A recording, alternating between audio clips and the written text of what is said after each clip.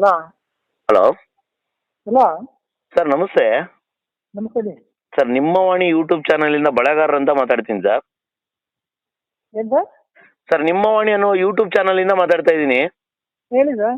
Sir, ಇವಾಗ ಈ RDPR ಇಲಾಖೆಗೆ ಬರುವಂತ ಈ ಗ್ರಾಮ ಪಂಚಾಯತಿ ಮಟ್ಟದಲ್ಲಿ ಈ ವಿದ್ಯುತ್ ಸಂಪರ್ಕಗಳನ್ನ ಕೊಡ್ತಾ ಇಲ್ಲ ಸರ್.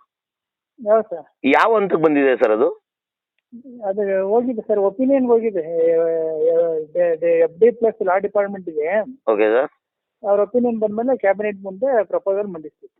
ಸರ್, ಇವಾಗ ಎಲ್ಲೇ ಆಗ್ಲಿ ಸುಪ್ರೀಂ ಕೋರ್ಟ್ ಆರ್ಡರ್ ಅಲ್ಲಿ ಗ್ರಾಮ ಪಂಚಾಯತಿಗಳಿಗೆ ಕರೆಂಟೇ ಕೊಡಬೇಡಿ ಯಾವುದೇ ಒಂದು ಮೂಲದಿಂದ ಅಂತ ಹೇಳ್ಬಿಟ್ಟು ಹೇಳಿಲ್ಲ.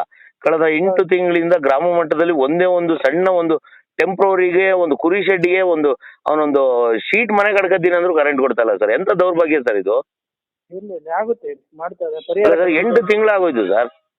ಆಯ್ತು ಸರ್, ಪರಿಹಾರ ಖಂಡಿತ ಅವ್ರಿಗೆ ಸರ್. ಕ್ಯಾಬಿನೆಟ್ ಮುಂದೆ ಪ್ರಸ್ತಾವನೆ ಸರ್, ಇದು ಸಮಸ್ಯೆನೇ ಇಲ್ಲ ಅಂದ್ರೆ ಪರಿಹಾರ ಕಂಡುಹಿಡಿಯೋದೆ ಎಂತದ್ದು ಸರ್?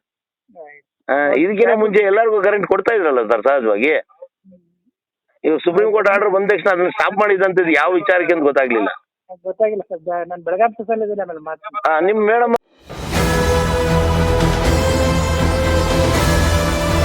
ನಿಮ್ಮ ವಾಣಿ, ಇದು ಕನ್ನಡಿಗನ ಧ್ವನಿ.